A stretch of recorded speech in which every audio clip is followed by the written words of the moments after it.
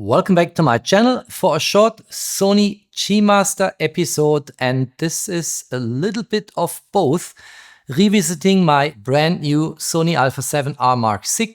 I have a bunch of videos on this new camera already on my channel and a fully fledged comprehensive review of the Sony G-Master 28 to 70mm widest open constant aperture is an f2.0. And this, my dear friends on YouTube, is highly likely the very best zoom lens you can have on Sony Alpha full frame sensor cameras. Let's kick this off.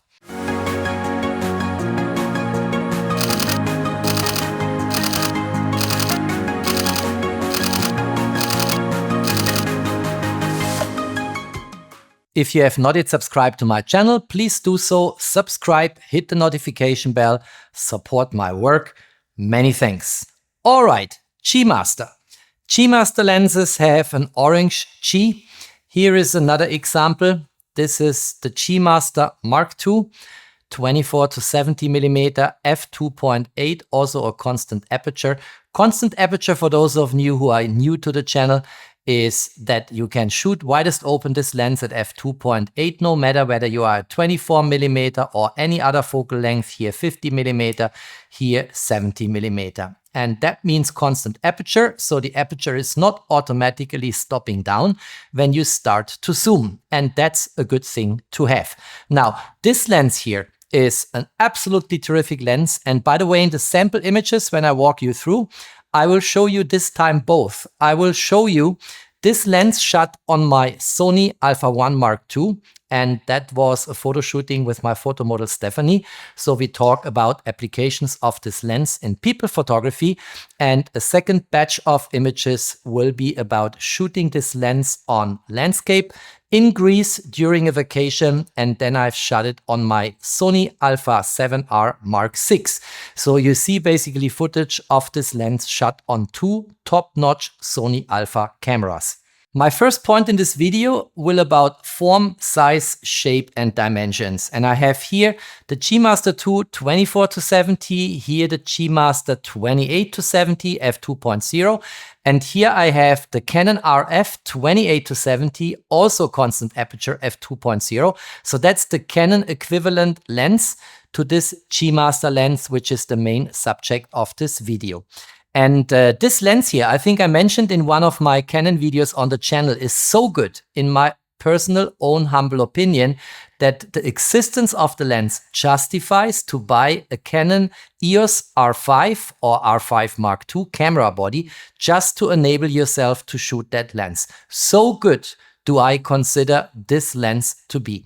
And here now we have the equivalent G-Master lens and the Sony lens lineup. And if we look at that, wow, Sony managed to get a 28 to 70mm f2.0 in a much less voluminous lens body than Canon did.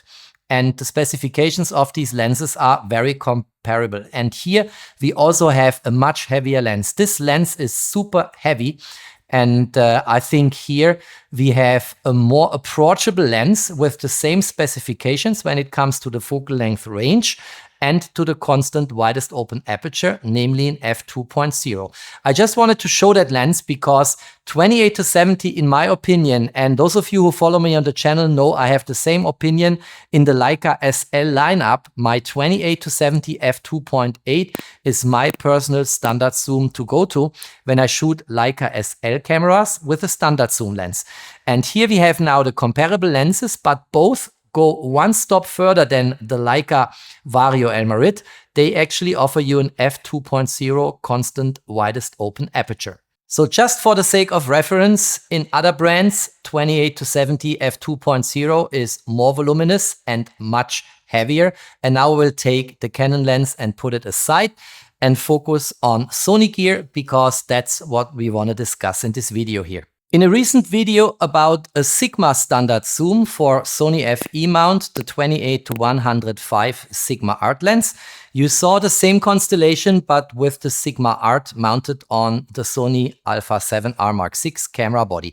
And in this video I already provided detailed specifications when it comes to the dimensions of these two lenses and their weight. And what you see clearly is 28-70 f2.0 has more volume, is heavier, and is a bit larger than the G Master 2 24-70mm lens. And the reason is that from an optical construction perspective, if you want to have a widest open aperture, one stop wider than f2.8, which is this fellow here, namely f2.0, the lens insides just need more space. The lens elements, the construction of the lens is more voluminous because you have one full stop wider as a constant widest open aperture, namely in f2.0. That's a very natural consequence.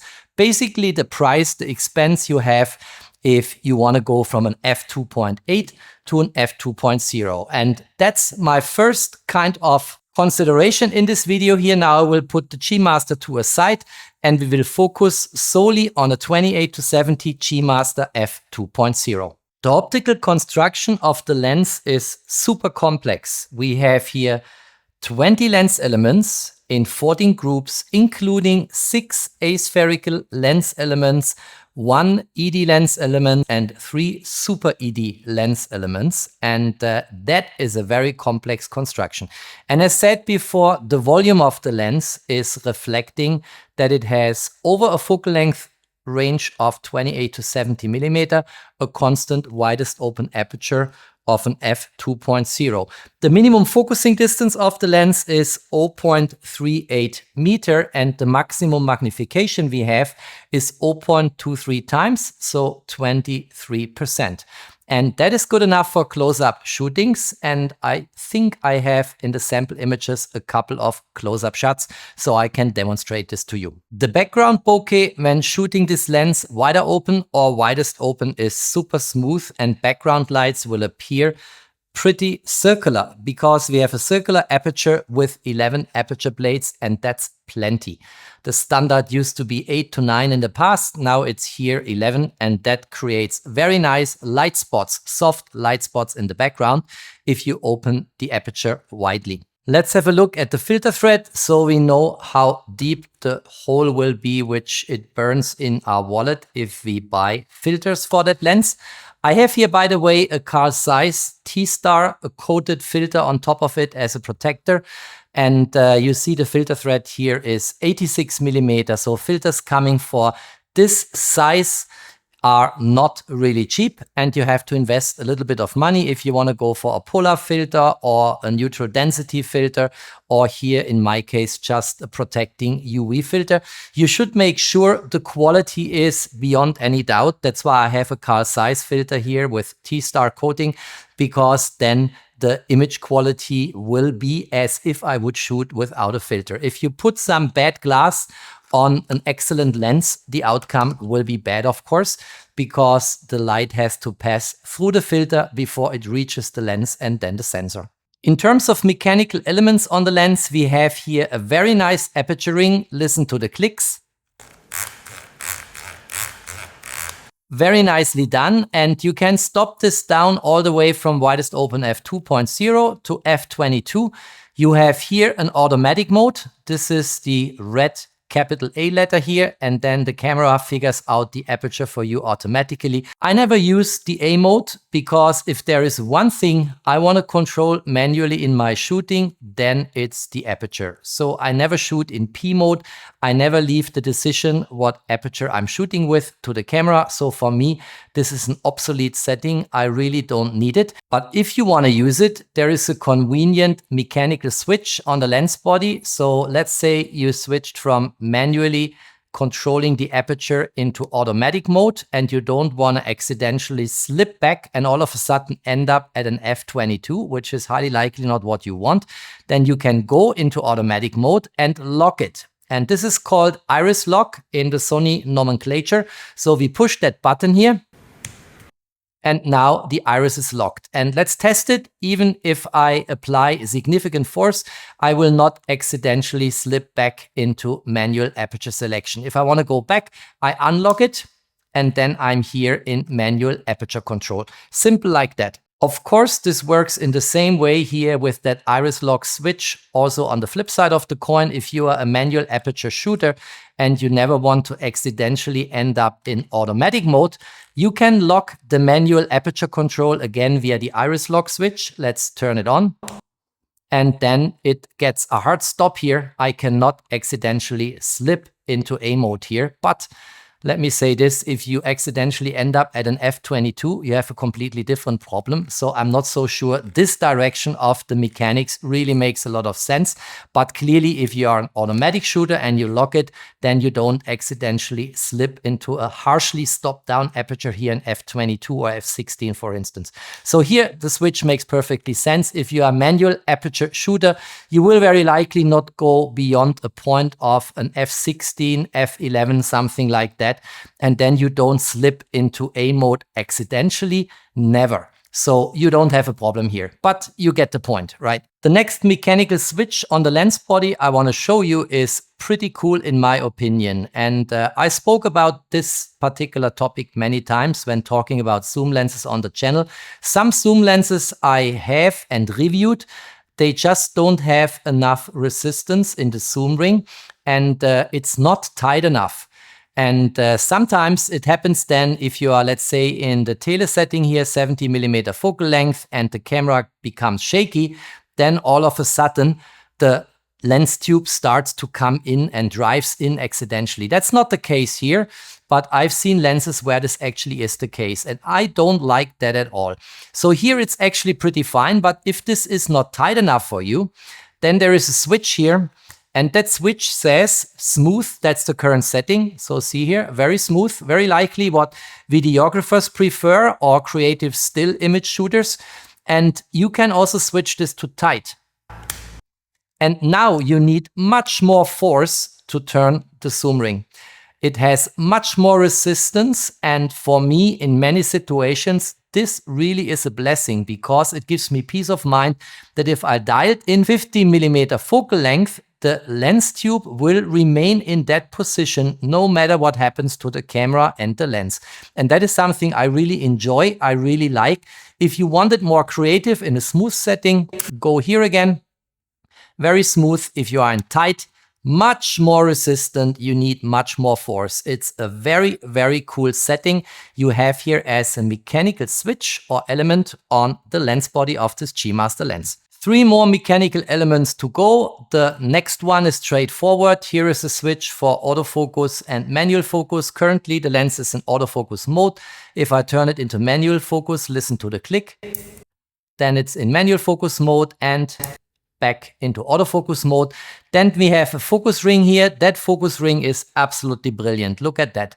It has enough resistance, but is buttery smooth, and it's a pleasure doing manual focus procedures and manual focusing with this lens here. This is really cool. And then we have programmable or customizable function button, one at the top, one on the side, and that's basically it. So we have one option to shoot this camera lens combination like this, because here is no rotation possible. So you hold it here. For instance, you have autofocus on or auto exposure lock, or you program this as autofocus on, back button focus type button here, and you have also one on the top which you can use. And if you want to customize what happens if you push this customizable function button on the lens body, you go into the menu, and then in the menu you go to Operation Customize, then you go to Custom Key Dial Settings for still images, or you have the same category for videographers.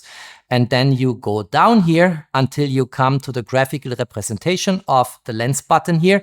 And you see this is currently on focus hold, but you can also program this as autofocus on. You have a bunch of options what you can assign as a function to this particular button here. And this button, if you want to hold the lens like this, you also can operate it from here. So that's pretty cool. And I think these are all mechanical elements on the lens. And we can now move on with the video. The mechanical autofocus system in the lens operates in an absolutely brilliant way with the brilliant autofocus system in the camera body of my Alpha 7R Mark VI.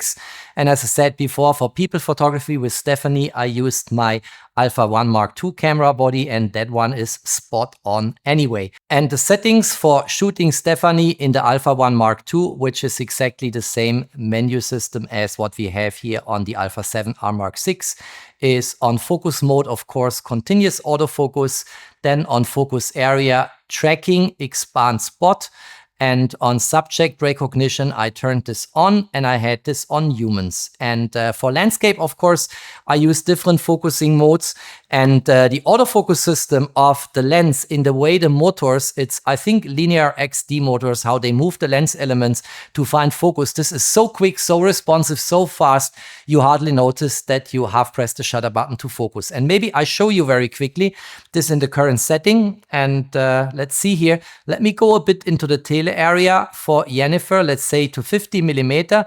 Let me focus on Jennifer, and you see it finds the eye, it finds Jennifer's face, and it's also super sticky. If I move the camera here, the focus field always, as long as I have pressed the shutter button, remains on Jennifer's eye. And in this case, since I'm on auto mode, let me show you. I'm here on auto mode, and I could choose here right eye, left eye, but I'm on auto. I always want the eye which is closer to the camera to be in focus, so I can track this. And every shot with Stephanie was a hit. I didn't miss a single shot, and you will later see in the sample images how great this camera lens combination, well, I should say the Alpha 1 Mark II and the G Master 28-70 work for people photography, but it works in the same way with the Alpha 7R Mark VI. And here, of course, it's the second batch of images I'm going to show, as mentioned before, landscape images in Greece and a couple of close-up shots. But let's look at the autofocus speed. Focusing at Jennifer, boom, found focus, background, focus, Jennifer, focus, background. Oh, I took a shot accidentally, sorry. Look here. How flawless this works. This is so responsive and so much smooth in the workflow. You have no problem at all finding focus, and it's super sticky, as I just demonstrated, if you are in tracking mode and continuous autofocus. So it's a very, very smooth and pleasant experience shooting this camera lens combination for people photography, clearly also for wildlife and animals, insects, what have you, close-up shooting, and it's also brilliant for landscape, as I want to show you now in the sample images, where we step-by-step walk through these two categories of pictures, people photography with Stephanie and landscape images in Greece. Let's now look into the capabilities in terms of image quality of this G Master 28-70 f2.0 lens, and you will see two different batches of images here. One is about people photography and shows images from a recent shooting with Stephanie in Switzerland. And the G Master 28-70 f2.0 was mounted for this shooting on my Sony Alpha 1 Mark II. And then we have a second batch of images, and these are images I shot in Greece with my new Alpha 7R Mark VI and again the G Master 28-70.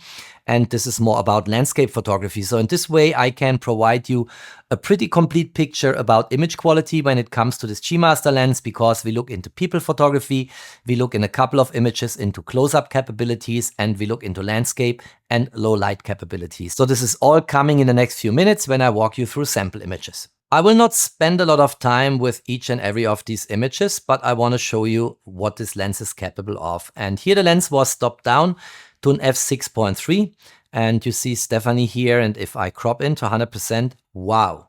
I can only say, wow, is this a beautiful image of her face, her eyes, the green color in her eyes, and still at f6.3, some separation of foreground and background. If you look here where the transition is from the sharp areas over her face into a slightly blurry background. Very, very nice. And we'll see later images shot widest open at f2.0, of course.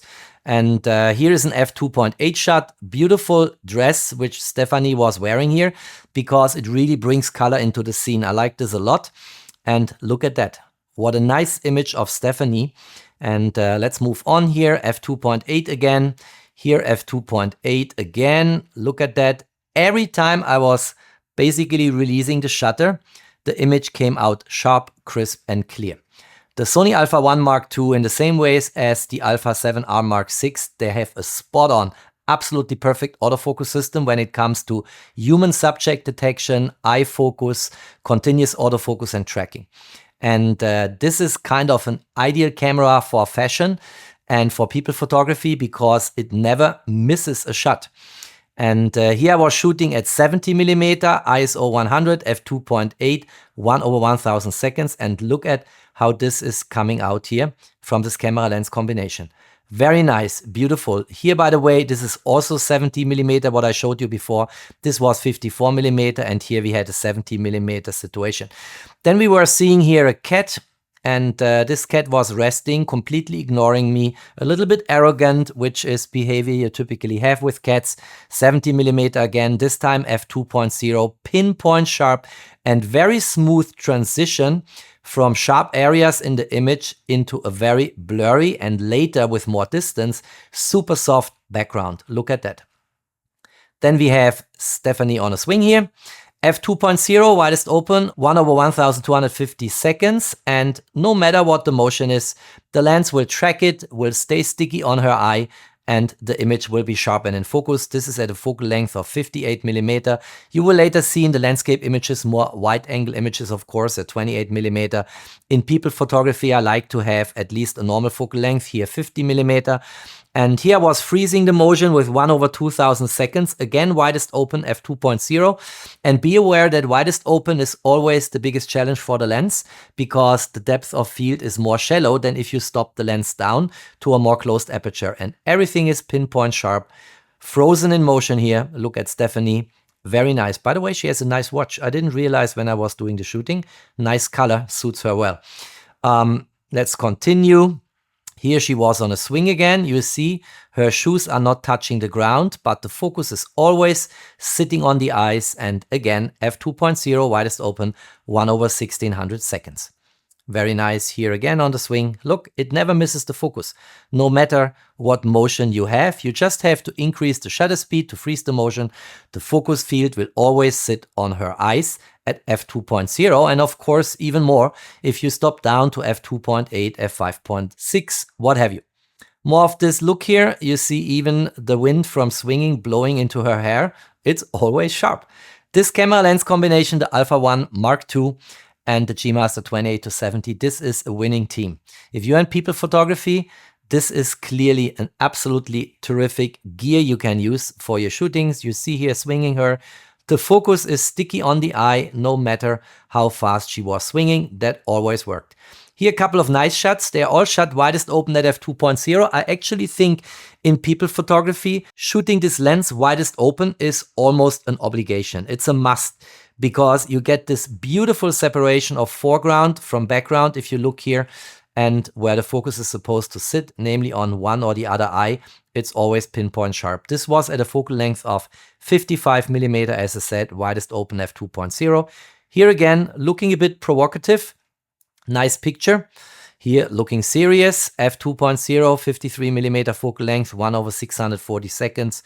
And again, look at the transition from sharp areas to soft and blurry areas in the background. Nice. Here she was on a playing ground again, resting a little bit, but looking in a very provocative way at me. And look at this. Look at the color of her skin, the texture of her lips. Look how this is captured. It's widest open, guys. Widest open, f2.0 at 70mm. So in the far tail area, the most far tail area this lens can deliver. Here again, beautiful picture, f2.0, again f2.0. This is all shot widest open to give you impressions what you get. 57mm focal length here in this particular case. All really good images, and we come to a change of camera, change of location in a moment, and we'll look into landscape. But in people photography, what can I say? This is what you want, right? Look at that. Not only is Stephanie, of course, a beautiful photo model and a very nice person, but the way these images come across is just absolutely terrific. Here a bit closer, I guess I cropped in here, yes. And then we change location, we change the camera body to a Sony Alpha 7R Mark VI, the same lens, 28-70mm G Master, f2.0, and we are now in Greece. doing a little bit of close-up testing at the beginning, and then landscape, and also landscape and the harbor in Greece in this particular village where we were on vacation, and looking also into sunset images a little bit. And look here again, foreground, background, smooth transition from sharp to soft areas, and here where the focus was sitting on this tiny little detail, it is pinpoint sharp. Here another one, look at this, very nice, lots of details, nice contrast, micro contrast we get with this lens, and then beaches and holidays in Greece. And this is absolutely terrific. Look at that. This is now stopped down, of course. I'm now in a landscape shooting situation. We talk about an f8.0 here, stopped down. It's already getting a little bit towards sunset and a bit darker. I was still shooting here with an ISO of 100. And here the other side of the beach with a big hotel, Greece flag on it, and an old building here, an old castle tower here on that peninsula, which goes right into the Mediterranean Sea. Very nice. Empty beaches, of course. People were all in the shower or already at their dinner table. Here a backlight situation, shooting right into the sunset. And here a tiny little boat, very sharp, very nice. Continuing here I was at the dinner table. That's the curse. If you are friends with me or family, you will get used to that I have always a camera with me. And no matter what happens, if I find a free slot, some time window where I can do something with my camera, I'm just doing it. And here I like this tomato a lot, and was again going into kind of a close-up shooting situation, and look at the level of sharpness and the blurriness in the background. And by the way, also no chromatic aberrations here when you shoot this G Master lens widest open. At least I didn't detect any. It looks really, really good and is perfectly rendered towards the sensor of my Sony Alpha 7R Mark VI. The restaurant itself, you see now the foreground was blurry because here in the background the focus was sitting, people coming together for dinner. Here, you know, people getting ready for dinner. Let's have a look here into one of these images, and again confirms what you saw before in people photography. Pinpoint sharp, nice contrast, micro contrast, nice texture of the skin. Focus was sitting here on the left-hand side eye, the right-hand side eye, shooting at f2.0, widest open, is already a little bit blurry. Very nice. Boats all over the place, you know, not affordable, but nice to look at. This is now shot, and actually a lot of images I was just rushing through before at 28mm. So we are here clearly in wide angle territory, no longer from 50mm focal length on up to 70mm, as you saw in my previous shooting with Stephanie. And no matter where you crop into 100%, perfect image quality. Here, I like this. Caution, wet floor. And I know about at least one person who wanted to get the sand off his feet and was going in this, you know, harbor basin here. And then because of a very slippy ground, lost balance and became completely wet. There's always a reason if there is a caution sign somewhere in the way. And it is really hard to keep balance, I guess, if you go into that harbor basin, although you will not basically get drowned here. It's very shallow water at the beginning, of course. And this is again an f8.0, 28mm, widest field of view you can have on that lens. Here also 52mm, you know, zooming a little bit on the lens to get the ship in scene here. Here again 28mm, but no matter where you crop in and what you do, it's always great and perfect image quality goodness you get from this camera lens combination. This lens is really universally applicable to an Alpha 1 Mark II, to an Alpha 7R Mark VI, Mark V, you know, to the slightly smaller cameras, an Alpha 7 Mark V, which has still a full frame sensor, but I think only 33 megapixel, only quote unquote, because 33 megapixel is a lot of crop in reserves already, and it always looks good. What do you have here? These ships, they always fascinate me. This is pretty amazing. I was never invited to such a ship, and I don't really know people who can afford that, but probably having one or having at least a friend who has such a ship is a great experience. Then, you know, sunset with all the beauty coming with it. And here again, 28mm landscape situations, 28mm, 28mm, and so on. I will skip through these images fairly quickly, but you get the point. this is all beautiful. And I mentioned, I think in one of my most recent videos, where I showed a different lens that I was shooting in Greece, namely the Sigma 28 to 105mm lens that overseeing the ocean and resting, for instance, here on a rock, maybe just sitting down, always gives me peace of mind. It just brings me down, it makes me calm and also humble. And just sitting there is a great experience always for me if I'm on holidays, recreation, vacation, what have you. f8.0, 1/250 seconds, ISO is still 100. The other side of the beach, let's go here. Here I like this scene because you have this wide open field, you have the empty beach, everyone, as I said, is in the shower or heading towards dinner, and then a father was here with his daughter and helping her to make nice selfies, very likely of the two of them, and enjoying this beautiful color you get when sunset occurs, when everything gets very warm in terms of color temperature, and the atmosphere on a beach at this point in time is really beautiful. Look here, empty beaches.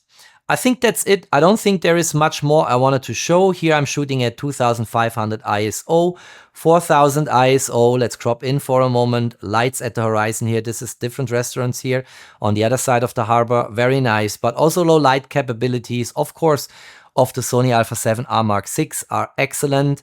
I have not done my traditional night shooting at this point in time. This will come in the next couple of weeks. I always do it with new cameras to test them out. Also in terms of dynamic range, ISO 8000, 4000 here again. And I think that's it. I will conclude my sample image tour here, but I hope it gave you a pretty complete picture about the capabilities of the G Master 28-70 f2.0 shot on the two flagship cameras in the Sony Alpha lineup, the Alpha 1 Mark II and the Alpha 7R Mark VI, which is the newest, of course. And now let me quickly wrap up and conclude the video. All right, that's all I wanted to say and show. And this, my dear YouTube friends, is a brilliant camera lens combination. Not only that the new Sony Alpha 7R Mark VI has the highest resolution we've ever seen in a Sony Alpha camera, and that everything in this camera, when it comes to intelligence embedded on focus systems, subject detection, tracking, what have you, is so much advanced compared to everything else in the market that it is just a pleasure to shoot this camera body. And this lens here, in my own humble opinion, by the way, looks really good in terms of design on the Sony Alpha 7R Mark VI, is highly likely the very best standard zoom you can shoot on a Sony Alpha camera. Of course, it also comes at a price, and I discussed this in previous Sony videos. This lens is significantly more expensive than the 24-70 G Master 2 f2.8. It's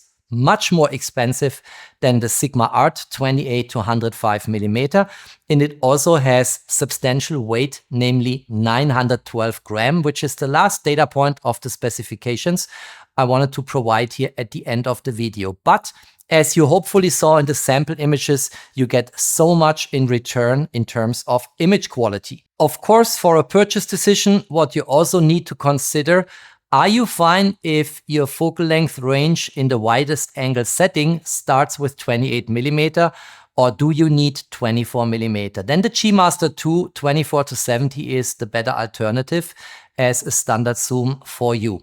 But for me, and I mentioned this many times on the channel, and it actually kicked off many years back with the introduction of the very first Leica Q camera, 28mm wide angle is, in my own humble opinion, a fantastic focal length.